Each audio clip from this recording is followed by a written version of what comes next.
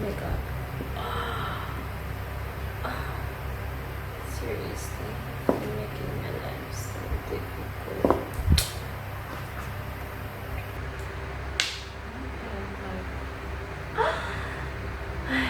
Do I have something? No.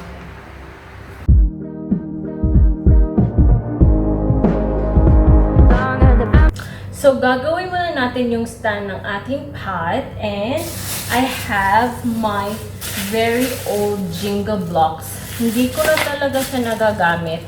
And then, yeah, I'll just use my old Jinga blocks. But if you have like old stuff in your stash, it's great. So, dahil makulay itong Jinga block ko, I'm planning to paint it in white.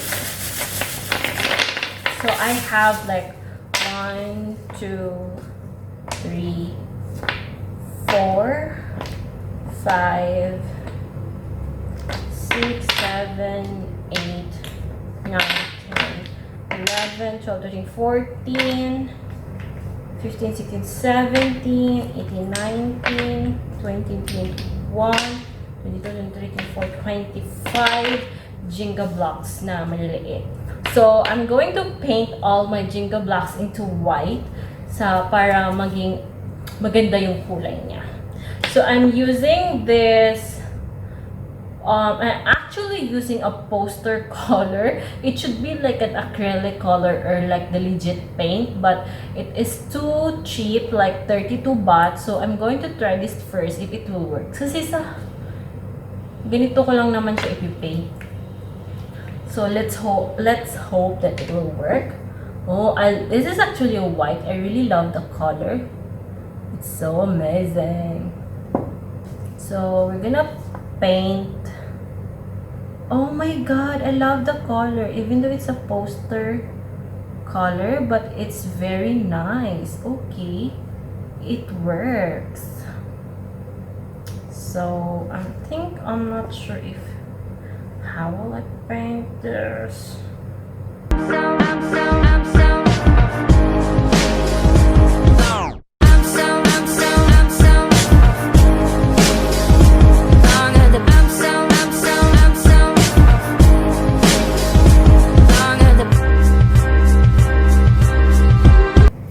Okay guys, tapos ko nang kulayan yung ating Jinga blocks, but it just only like a first coat kasi as you can see sa baba mayroon pa siyang mga kulay, and then makikita visible pa yung kulay niya. So we're just gonna let it dry first, then we're gonna do the second coating. So before ko gagawin yung second coating, I'm just gonna assemble it first para madali na lang yung pagre-retouch niya. So, I'm gonna assemble these Jinga blocks into a pot stand.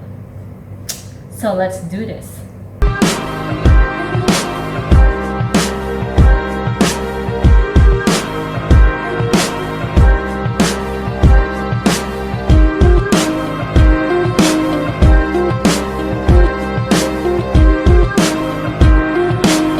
Guys, tatapos ko na siyang pinturahan. Ipipinturahan ko na naman yung nasa taas mamaya. I'll just let it dry first. And that's due to our second project. Then I'll get back to this pag natuyo ko na siya. Okay, I'm back. It took me like an hour or more than an hour to finish this blocks to be painted. Like I painted it like 4 coats to achieve the white, but still it's not white. So do not buy a poster paint if you're planning to paint it not in poster. So bumili talaga kayo nung paint na paint talaga, guys. So this is not what I'm achieving. I still can see the green, red, and yellow thing, but I will repaint it later again with the poster paint para naman maggamit ko talaga siya. But now let's do to assemble this wooden Jinga that I have, because my god, DIY is not that easy. It's hard. So I have like 1, 2, 3, 4 long wooden sticks from Jinga. Oh my god, wooden stick something. And then I also have 4 smallers para ganun. I think it's not the correct size, but let's just put it together. So I already turned on my glue gun. This is the Rattan. Hindi ko alam kung ano talaga to siya, but I will make it like a pot. And ito yung plastic. Dumikit na talaga siya. And then I actually tried to put the pot here and it really works. And I put something. Kailangan ko pang bumili ng bagong lalagyan talaga ng pot na merong sa ilalim, because if I water the plants, the water will fall down here and it's not good. So later we'll do.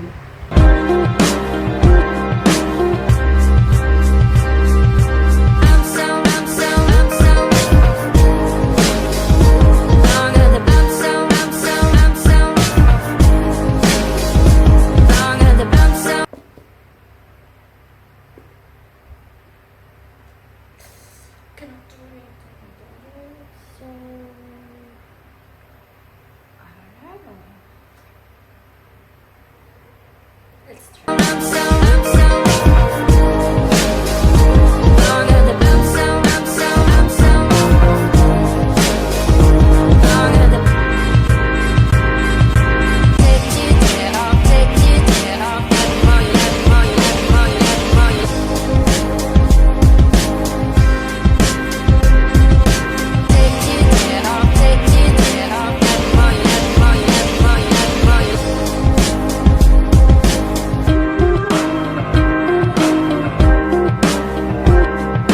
Okay guys, so ating project 1, which is the pad and the stand ng pad, really works. And then, but the second project did not work at all. I did my very best na, okay, there's something in the background. Meron kasing nagko-construct sa labas. So, I hope you can hear me still. And yeah, so ayun nga guys, yung project 2, hindi siya nag-work. I did try my best like to make it work, but it did not work at all. So I just deleted that video. So ayun, so ngayon I'll just change that decor into a garland. I'm actually interested with the DIY garland, like a bohemian style garland, and it's easy and I'm interested kasi naisip ko dito sa aking mini coffee table I don't need like too many decor. I'm gonna be putting this one. I just bought this one in Cambodia when I was in Cambodia, and I have these plastic flowers. I'll just put it here, and then I have this empty can to be my like a dish na lalagay ko dito, and then so I can put my keys, coins, and everything na I'll just throw it away. I mean, when I come and I'll just like put anything here, but I'll paint it in gold. So yeah, and then to make it more stylish and not boring, I'll just put some like a hang a garland here, like the DIY garland. So, yun na lang ang gagawin ko guys. Kasi too much things going on in this mini table. Medyo crowded na siya. So, siguro baka hindi siya nag-work kasi hindi talaga siya para dito. So, now let's make the DIY garland. So, I'm really excited about it kasi it's so simple lang guys. So, we will just need like a rope stick. Yung nabili ko to siya sa 20 baht store. It's only cost like 20 baht. Hindi ko na siya mana dito, but it's like a rope na, yeah, it's like a rope thing. Ayan guys. And then, we also needed, dahil hindi na nag-work yung aking kahapon na supposed to be like decor. So, I'll just take out these beads. At saka, ang maganda dito guys, because it's already white, this plastic bead, so I don't need to repaint it again in white. So, nakasave ako ng paint kasi wala na rin akong white paint. And, I'm gonna need some more. Like, oh my god, need some more beads, plastic beads. So, what are we going to do first is we are going to do yung parang tassel ng garland. So, I just get my book. It's I'm not like promoting this. The book of Miriam Defensor Santiago. Actually, I bought this one, but I haven't read it at all. It's like 3 years already for me, but never read it. I don't know. So, kailangan natin ng kahit ano guys, libro, wallet, basta, because we are going to roll, to make the tassel, we are going to roll this rope to this one. So, kahit ano guys, libro, wallet, just to make the para ma-hold lang talaga yung tassel. At now I'm confused. Nasaan yung N? Yun. So, okay. Yan. Mga 100 rolls. 100 na ikot. 1,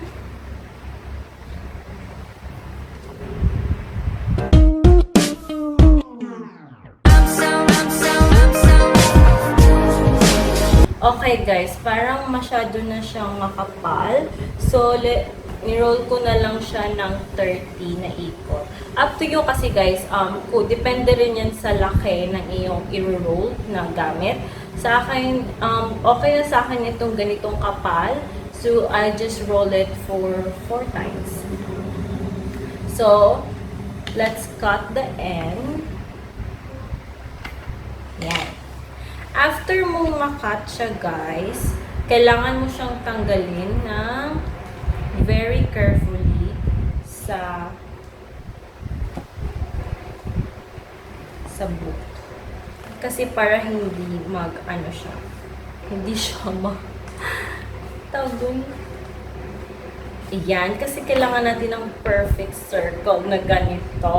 O, diba? Yan. So, what we'll do is tataliin actually natin tong part na to. Huwag yung gitna, yung dito lang sa medyo ibabaw. May ganun, hindi talaga ako marunong mag-instruct something. So, tataliin natin siya. Kuha tayo ng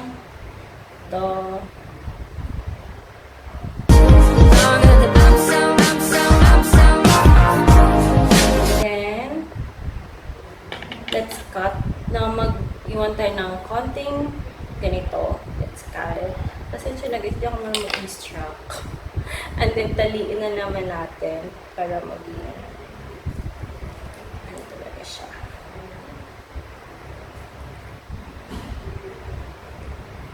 And then, let's cut it. O, diba? So, meron na tayong para magkaroon tayo ng tassel, let's cut also this. Teka lang.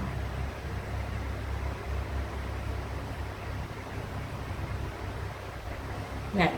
Kailangan natin siyang i-cut itong end part na to para maging magandang tassel. So,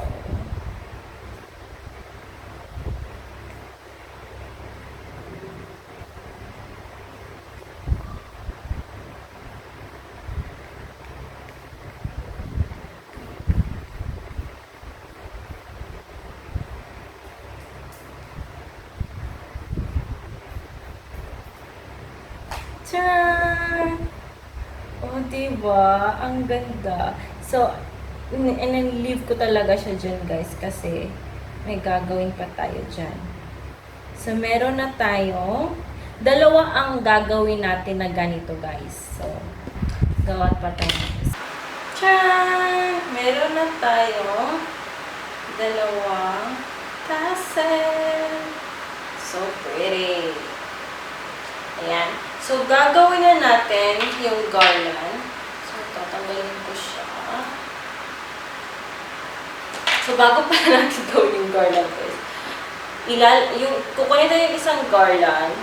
Tapos, i-insert natin itong isang rope dito.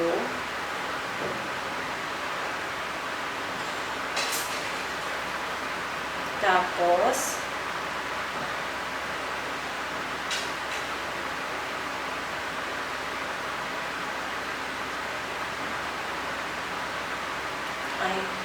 okay guys, mas maganda ata kung kakat na lang natin siya.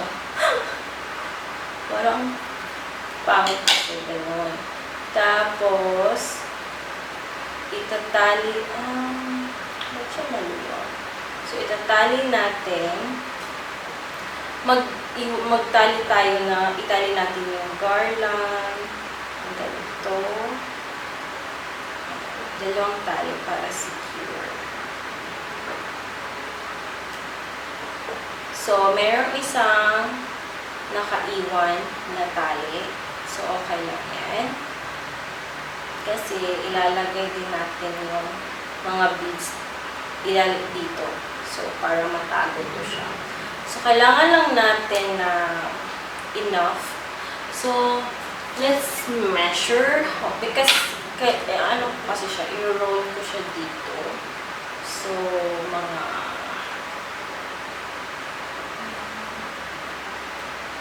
okay. Mga hanggang dito.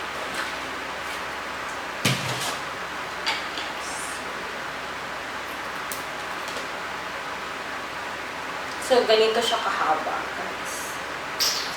So, let's start na paglalagay ng mga beads.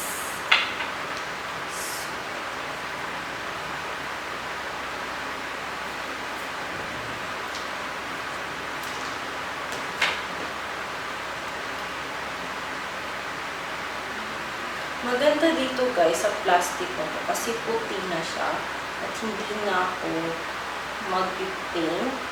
So, yan. Diba?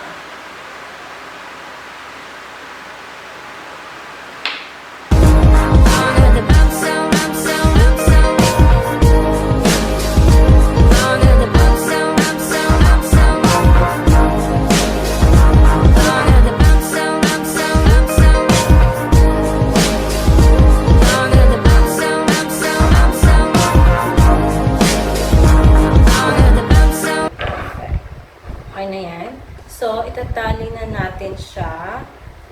I-insert natin yung ating isang tassel.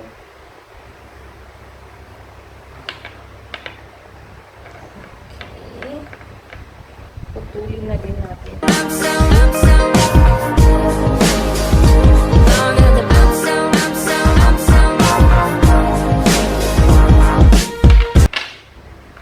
Meron na tayong DIY garland. Sabi ko sa inyo, it's so easy lang, di ba? Then, ilalagay natin yan dito.